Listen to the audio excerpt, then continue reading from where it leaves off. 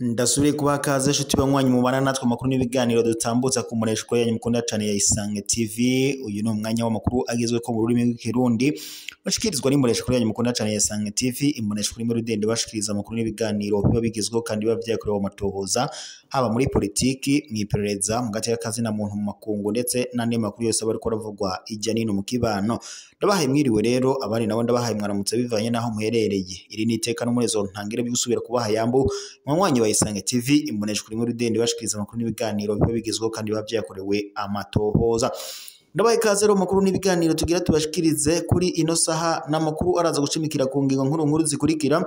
Mu gihe hamaze iminsi humvikana icuka kibi hagati y'umukuru w'igihugu cy'u Burundi Evariste Ndayishimiye ndetse n'umushikiranganje wa leta wa mbere wa leta y'u Burundi Gervais Ndirakobuca, aho rero umushikiranganje wa mbere ku Burundi Gervais Ndirakobuca yagiriza leta ya CNDD FDD ndetse n'intwaro ya CNDD FDD ngo kuva yagashika ku butegetsi yaranzwe n'ubusuma.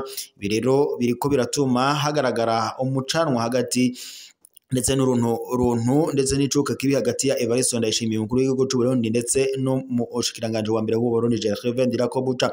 Gervais Ndirakobuca yagiriza perezida w'u Burundi Evariste Ndayishimiye ngo ko vyamunaniye gufata ingingo zibereye mu kugira ngo abanyagihugu bashike kumbona kazoza bihaye ya 2040 ndetse na 2060. Abanyagihugu rero baragiriza kandi perezida w'u Burundi Evariste Ndayishimiye ko intwaro ya CNDD FDD ngo yaranzwe no kuboreza abanyagihugu igufwa ndetse no kuboreza abatavuga rumwe n'umugambwe uri ku butegetsi CNDD FDD. Ibi kandi biruko mu gihe umushikiranganje wa mbere w'u Burundi Gervais Ndirakobuca avuga ko umukuru w'igihugu cy'u Burundi Evariste Ndayishimiye ngo ari we wa mbere ufata igiturire, akavuga ko rero atazokwihanganira kubona akorana n'indongozi ngo zoba ziryama mu nda cyangwa se zipfukama mu nda abanyagihugu. Gervais Ndirakobuca ashimitse rero yaciye avuga ko kuri ubu ngubu igishoboka ari uko yorambika intwaro hasi agaca asezera mu mabanga maze agashaka iyo yo kwigira. Bivyo rero vyaje gutuma umushikiranganje wa mbere w'u Burundi Gervais Ndirakobuca yandika ikete aca ayishira umukuru w'igihugu cy'u Burundi Evariste Ndayishimiye, nkuko amakuru duhabwa n'amasoko yacu abandanya abidushikiriza.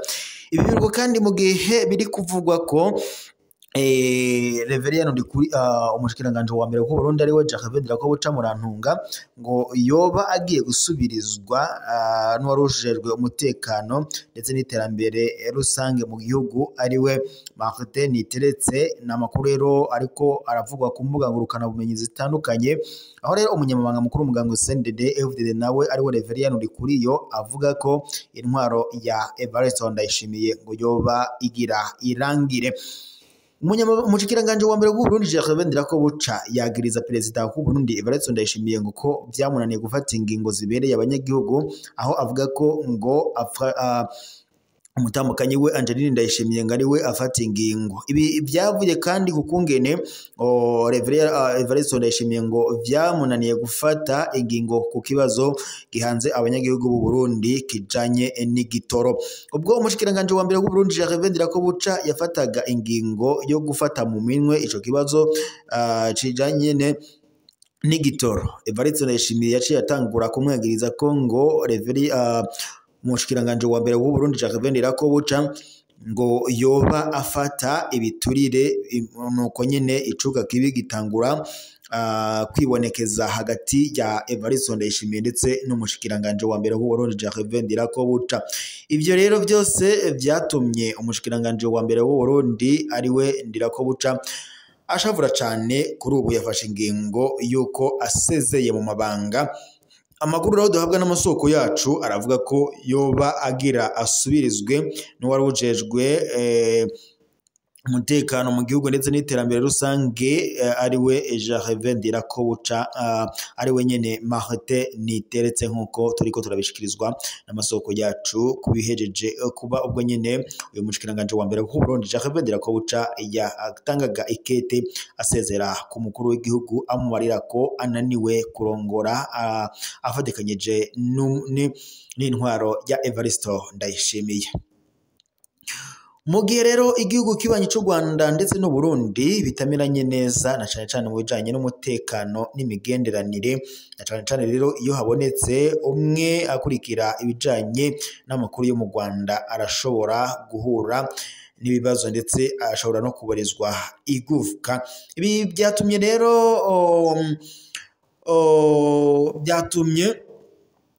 Manirakiza Jeremy wari secrétaire général w'umupira w'amaguru mu Burundi abipfungirwa. Ode byagenze bite rero? Kumva indirimbo ndetse n'urubuga rw'imikino byo mu gihugu kibanyi cy'u Rwanda byatumye uyu Manirakiza Jeremy apfungwa nkuko turiko turabishikirizwa. Ibi bije nyuma yaho inzego zishinzwe iperereza mu Burundi zamushinjaga ko ngo akunda gucuranga indirimbo zo mu Rwanda iwe mu rugo ndetse ngo akaba yaranafashwe yumva urubuga rw'imikino rwo mu Rwanda. Byageze aho bashaka ndetse uko ngo bamufunga ariko ngo bakabura ico kumushinja kugeza ubwo Ndayishimiye yatangaga itegeko ko afungwa.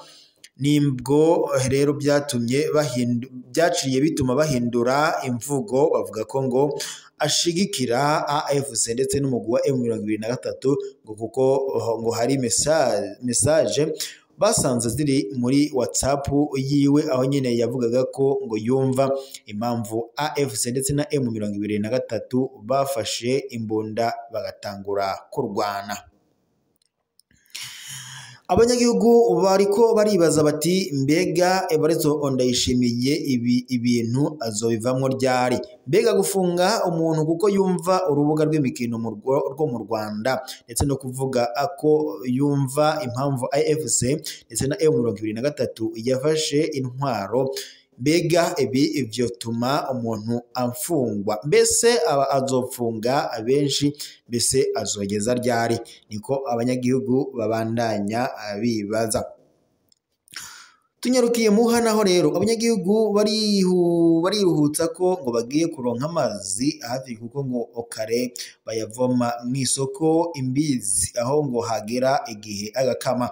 Ibyo ni bimwe mu byashikirijwe n'abanyagihugu baba muri komine ya Muha mu gace ka Kenga Busoro aho bari baramutse bashikirizwa imfashanyo igizwe n'imifuko 100 y'isima kugira ngo izobafashe mu kubaka ikigega c'amazi.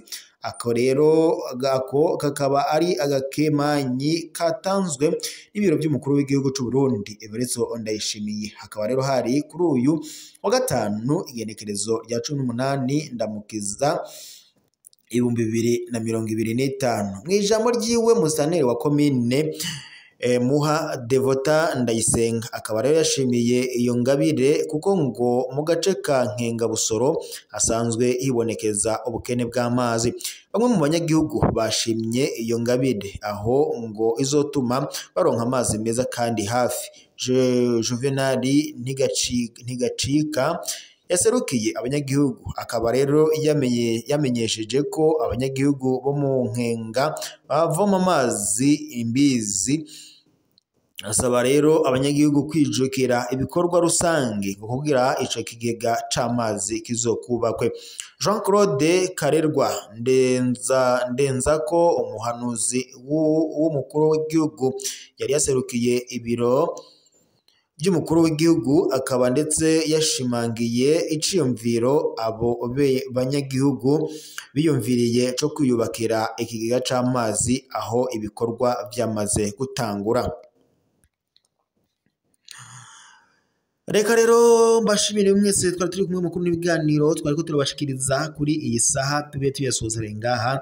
turaza gusubira mu makuru araza kubagezwe ko mu masaha akurikira. Yari iteka n'umunezero ntangere byo kuba twari kumwe namwe mwanywanyi tubana namwe mu makuru n'ibiganiro dutambutsa ku muresheko yanyu mukunda cyane ya Isange TV. Mumuresheko rimwe rudende bashikiriza amakuru n'ibiganiro biba bigezweho kandi biba vyakorewe amatohoza haba muri politiki, mu nkino, mw'iperereza, mu gateka kazi na muntu, mu makungu ndetse n'andi makuru yose bariko baravugwa ngaha mu kibano. Reka rero mbashimire kandi ndabibutse mu fyonde sabone ndetse na partage kugira muze murababambira kubona amakuru n'ibiganiro tubandanya kubashikiriza kuri no muresha kure yanyu mukunda cyane ya Isange TV imbonesha kure imwe rudende.